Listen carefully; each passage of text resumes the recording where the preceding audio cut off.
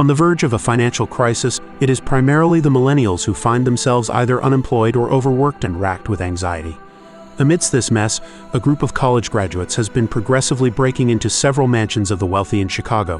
One of them, Lance Zutterland, is persuaded by the author while in prison to take her through his side of the story, which began in 2013 when he first got to Chicago as a fresh graduate. Having failed to secure a job despite numerous interviews, Lance had decided to join his cousin's small startup business in the city.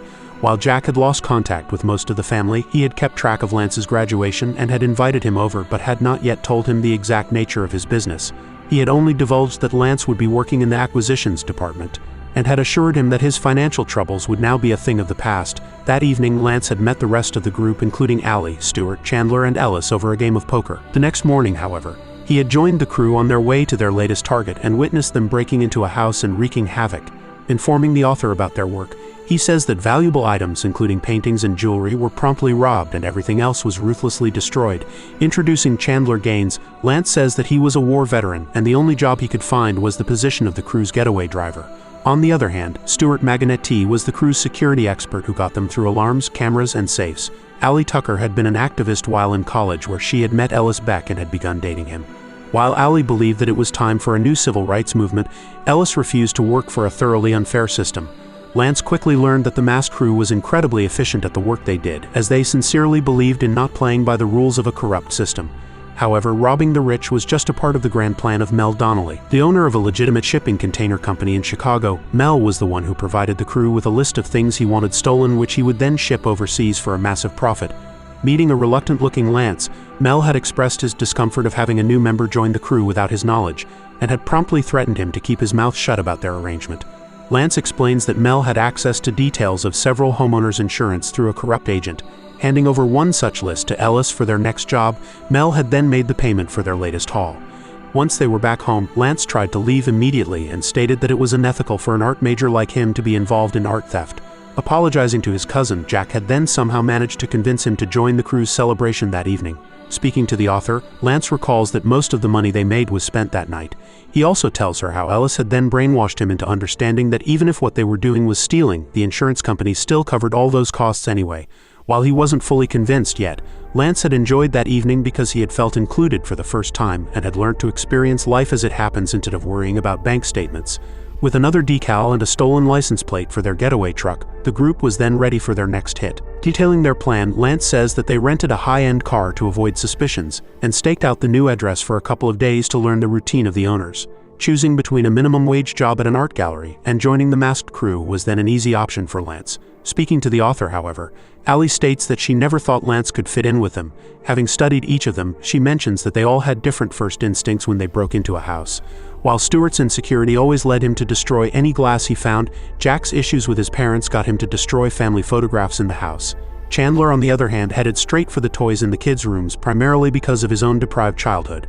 Since Ellis had never known a family, he was content in bringing together this group of misfits for a sense of belongingness, while Allie herself hated the vanity of the wealthy, which caused her to destroy the sheer excess of branded items she would come across in the houses they hit. Speaking of Lance, however, Allie says that his undisturbed past did not lead him to destroy something specific. Instead, because he had been on the wrong side of unfair rules, his anger and despair led to an addiction to destroy everything that he came across.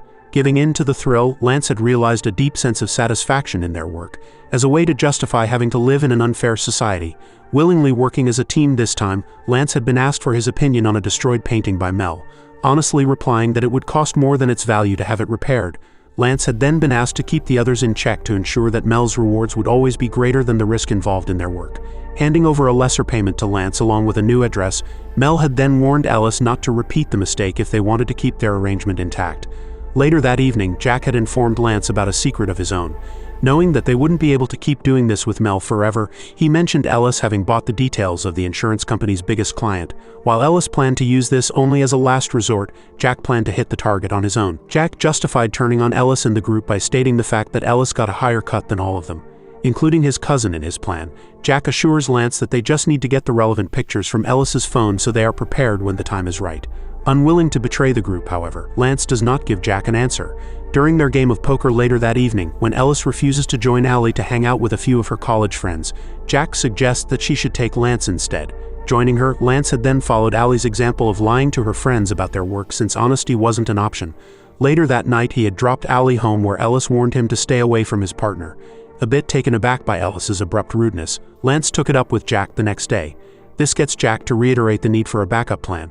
Partially convinced, Lance agrees to at least get a hold of the pictures in Ellis's phone. To strengthen Lance's trust, Jack then whisks him off to get fitted for an expensive Italian suit.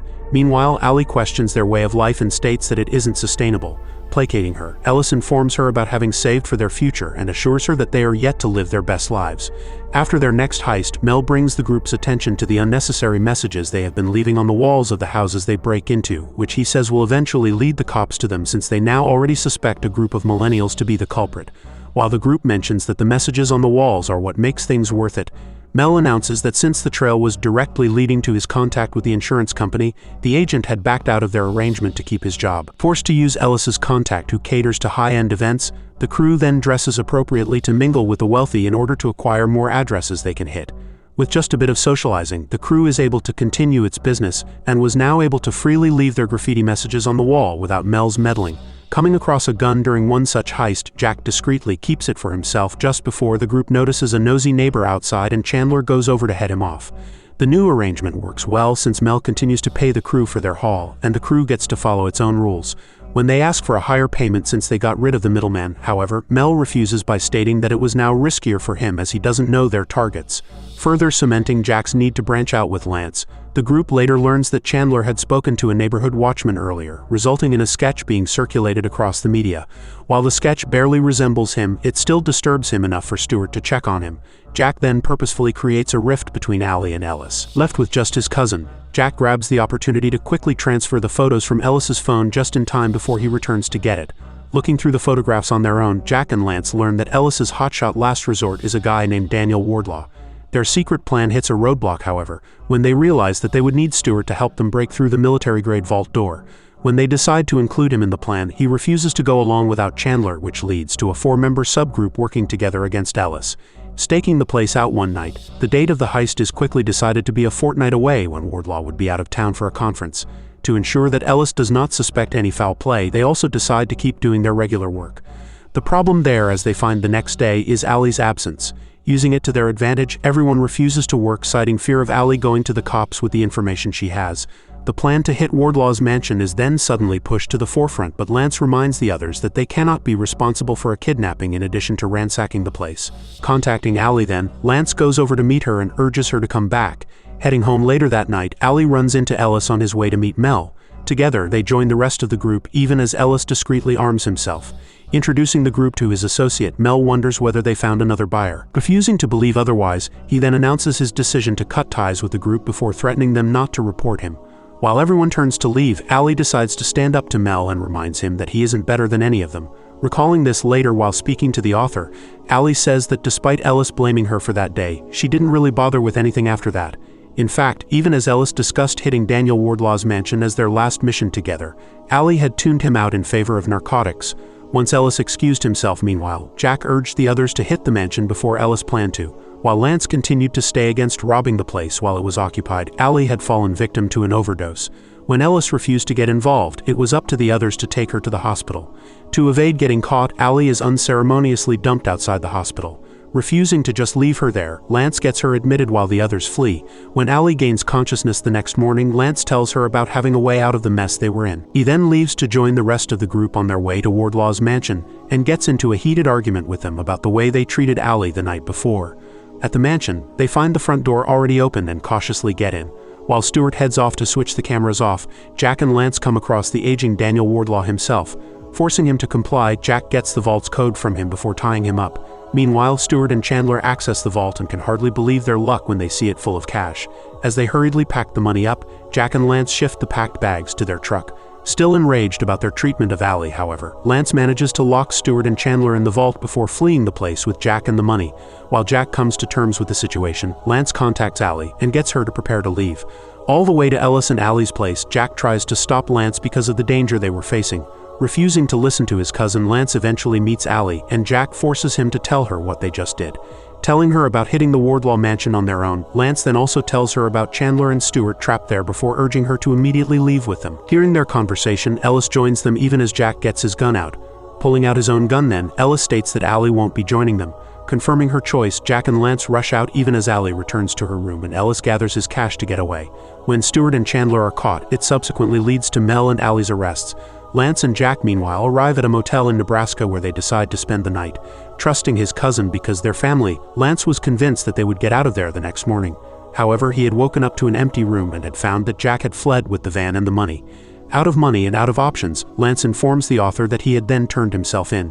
However, he hadn't been fast enough to lead the cops to Jack. When asked if he thinks that this was Jack's plan all along, Lance says that he has no way of knowing the truth. Rounding up her conversation with everyone, the author then learns that they all received varying sentences depending on their crimes, with a minimum of 7 years. When she asks them if they would do it again, everyone except Lance says that they wouldn't. Staying true to himself, Lance says that he would readily do it all over again.